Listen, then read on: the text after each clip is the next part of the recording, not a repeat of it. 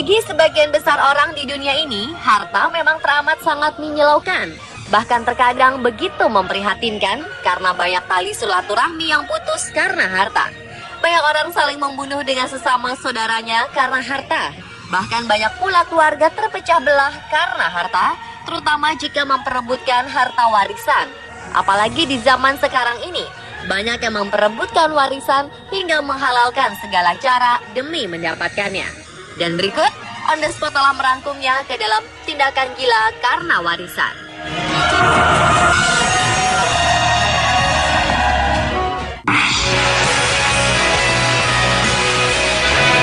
Seorang wanita asal New Hampshire, Amerika Serikat, nekat membongkar kuburan ayahnya. Wanita bernama Melanie Nash itu ingin mencari surat wasiat yang asli dari ayahnya, Eddie Nash. Melanie mengaku ia merasa warisan yang diberikan kepadanya terlalu sedikit. Oleh karena itu, ia berinisiatif untuk membongkar kuburan ayahnya yang meninggal pada 2004 lalu untuk mencari surat wasiat asli yang mungkin terbawa di bajunya. Namun ia hanya mendapatkan botol alkohol dan rokok.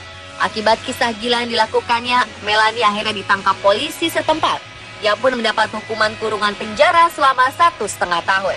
Melanie sendiri mengaku membongkar kuburan ayahnya dengan hormat, sehingga menurutnya Eddie Nash pasti menyetujui tindakannya. Sebelumnya Melanie pernah mencoba membuka lemari besi milik ayahnya untuk mencari surat wasiat itu.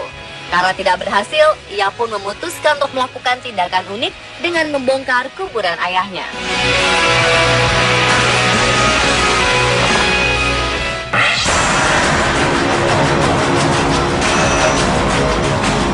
Amar dan Kundan Singh Pundir adalah saudara kandung. Amar bekerja sebagai pemecah batu, sedangkan Kundan kakaknya menggarap lahan pertanian sempit warisan orang tua mereka di Himachal Pradesh, India.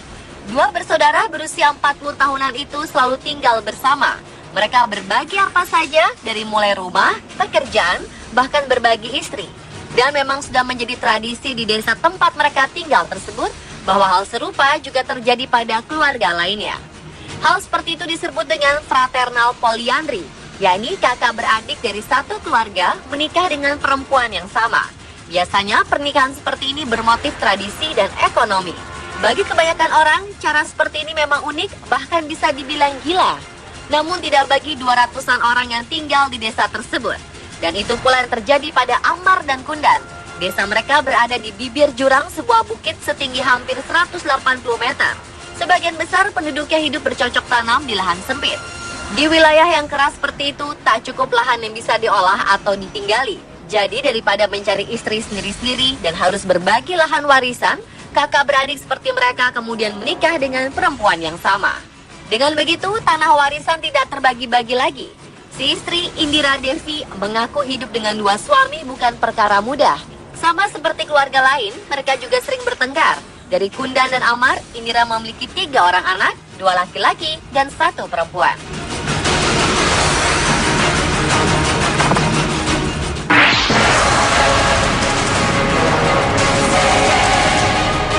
Maria Vicentia tega membunuh ayah kandungnya, Harry Sonda, dan ibu tirinya, Jolie Libinio, demi harta warisan. Pembunuhan dilakukan di rumah orang tua Maria di Kampung Panggauban, RT 01, RW 11, Desa Pangauban, Kecamatan Katapang, Kabupaten Bandung. Kapolres Bandung AKBP Jamaludin mengatakan, Maria membunuh kedua orang tuanya dibantu oleh suaminya, Nicholas Ngationo. Motif pembunuhan diduga terkait harta warisan korban yang diminta paksa oleh tersangka, sehingga membuat pelaku tega membunuh kedua orang tuanya. Polisi pun langsung mencari pelaku pembunuhan. Selang 3 jam setelah melakukan aksinya, Maria pun ditangkap. Namun Nicholas melarikan diri. Dari hasil penelusuran polisi, Maria adalah putri Harry dari istri terdahulu. Maria dan suaminya selama ini tinggal terpisah dengan para korban. Sebelum melakukan pembunuhan, Maria dan suaminya diketahui sempat bersitegang dengan kedua orang tuanya. Warga yang mengetahui adanya keributan di dalam rumah Harry telah berusaha melerai keributan dan akhirnya keributan pun terhenti. Namun setelah perselisihan selesai, warga yang telah pulang merasa curiga karena mendengar suara jeritan. Lalu sekitar pukul 3 waktu Indonesia Barat ditemukan kedua korban telah meninggal.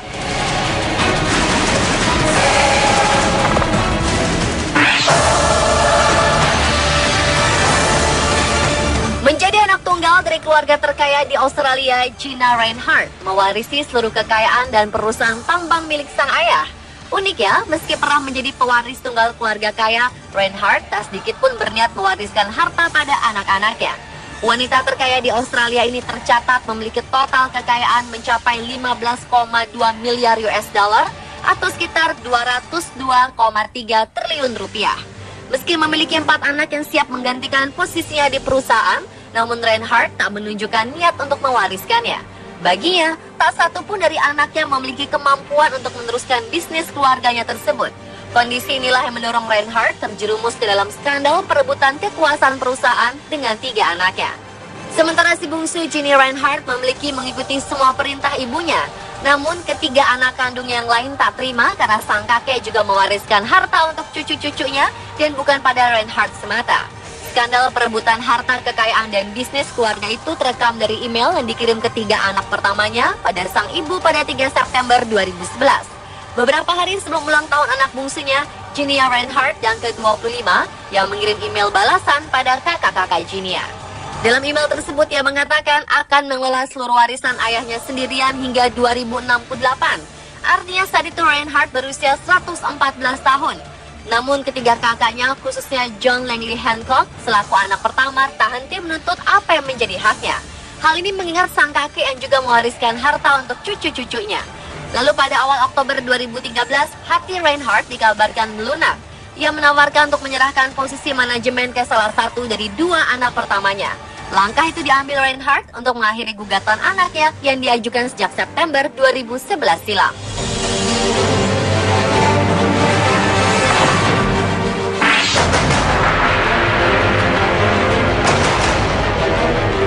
Seorang ibu bernama Titin Soehartini hanya bisa pasrah saat anak dan mantan suaminya sendiri menggugat dirinya.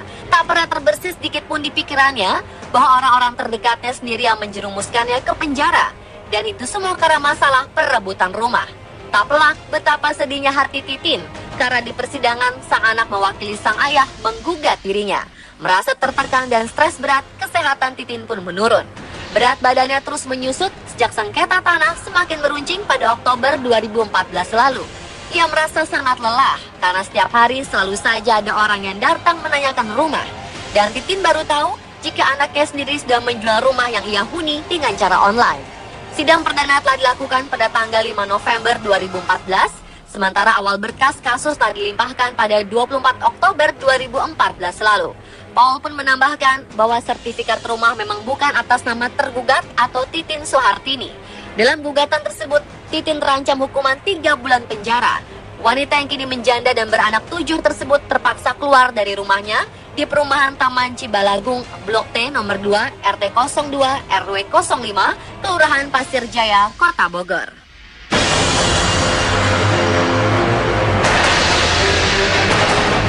Dan itulah pemirsa tindakan gila karena warisan versi On The Spot.